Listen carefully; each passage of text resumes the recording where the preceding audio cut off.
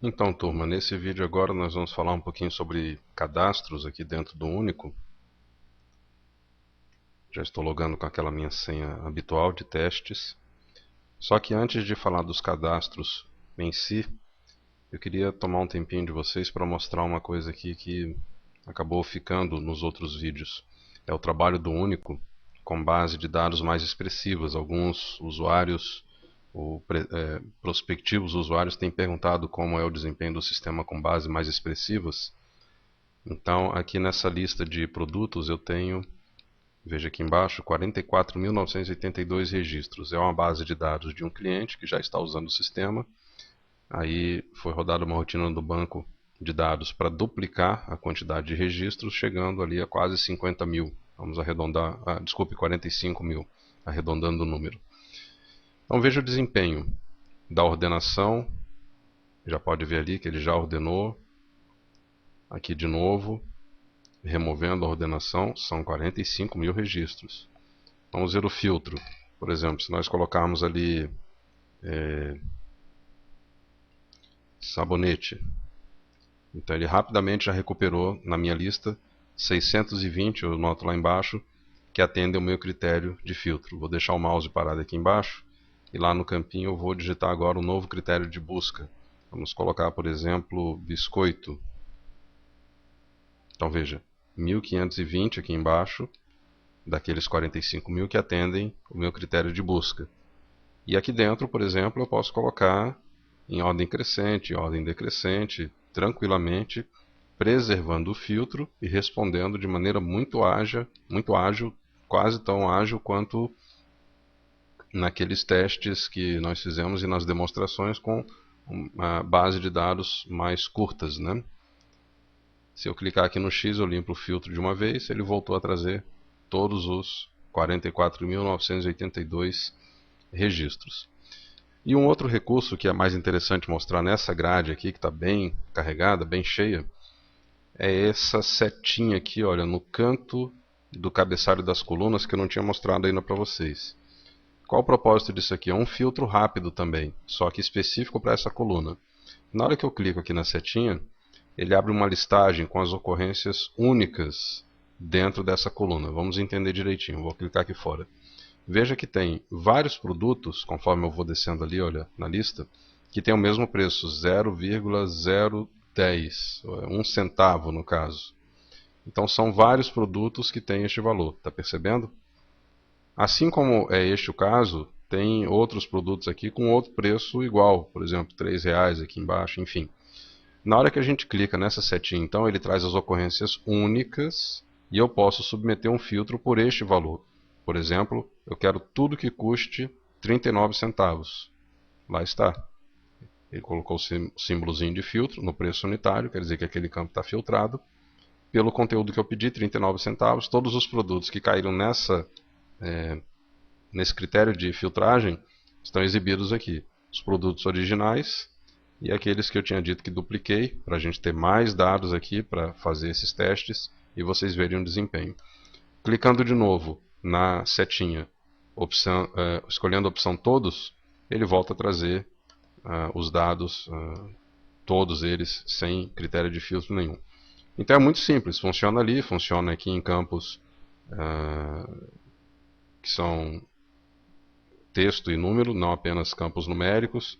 Enfim, você pode usar esse recurso em qualquer um dos campos e utilizando esse recurso, voltando aqui ao exemplo do preço, por exemplo, vou pedir agora 40 centavos. Aí você pode ainda assim colocar aqui na ordem que ele vai submeter a ordem dentro do critério de filtro que foi indicado nessa coluna aqui. Então são recursos combinados, eu posso continuar filtrando aqui, que ele vai trabalhar normalmente respeitando todas as combinações que nós estamos utilizando. Por exemplo, preço 40 centavos, com a expressão Moran dentro do nome e ainda colocando, por exemplo, em ordem de código de barra ou em ordem de código. Então é muito flexível essa característica da grade, mesmo, repetindo, em base de dados bem extensas como essa que temos aqui, com 44.982 registros.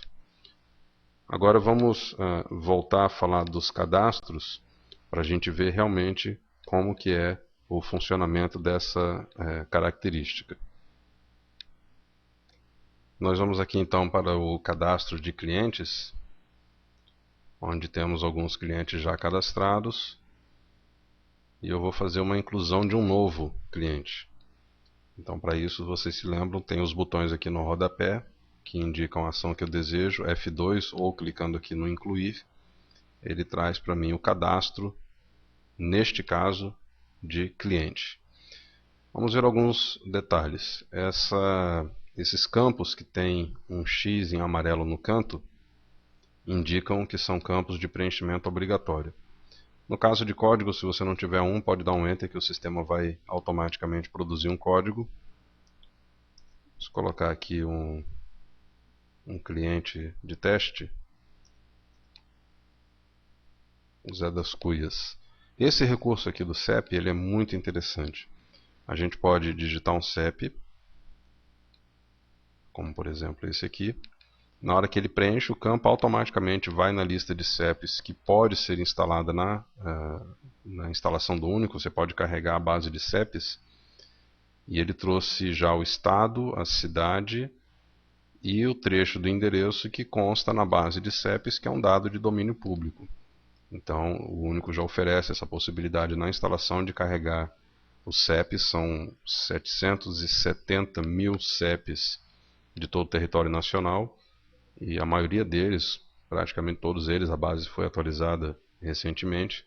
Digitando lá um número, ele vai complementar o endereço, restando apenas, no caso, o número e o complemento deste endereço para ser preenchido aqui o cadastro do cliente.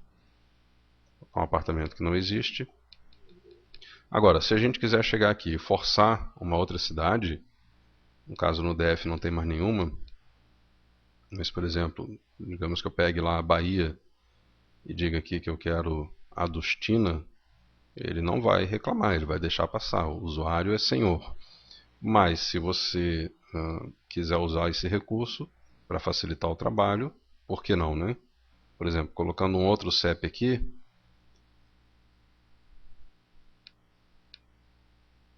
ele não forçou. O CEP é real, ele não forçou o preenchimento de dados porque os campos já estão lá. Mas se nós clicarmos nesse botão, aí ele força o preenchimento em harmonia com o CEP que foi digitado no campinho lá em cima, deixando apenas o complemento. Então aqui a gente pode ir dando Enter. Aqui, se eu disser que é pessoa física, ele habilita embaixo essa aba com dados de pessoa física. Se eu disser que é pessoa jurídica, ele habilita embaixo a outra aba com dados de pessoa jurídica. Além disso, temos aqui fornecedor, celular, fax, e-mail, se houver. Limite de crédito, o sistema possui mecanismos para travar o crédito do cliente quando ele excede o limite, ou para avisar que o limite foi excedido, foi estourado. E uma outra característica, que é ao cadastrarmos um cliente, nós dizermos que ele é também ao mesmo tempo um fornecedor, ou uma transportadora, ou um vendedor, ou um técnico, ou tudo isso. Por exemplo, vamos supor que o seu cliente, uma pessoa física ou uma pessoa jurídica, ele também faz serviço de transportes para você.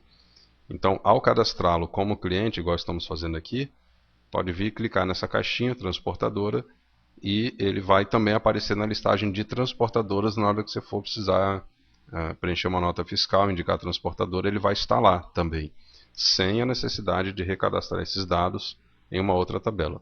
Então é um recurso que também agiliza bastante o trabalho e permite que a gente tenha mais facilidade na colocação de informações.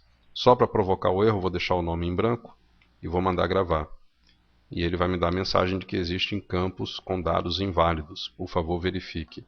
Já colocou o foco lá no nome para que eu preencha corretamente. Tendo preenchido o dado, na hora que eu mando gravar, então já está ali, ó, o meu cliente recém-cadastrado, o Zé das Cuias. Então, essa foi a tela de cadastros do Único, o sistema que completa a sua empresa.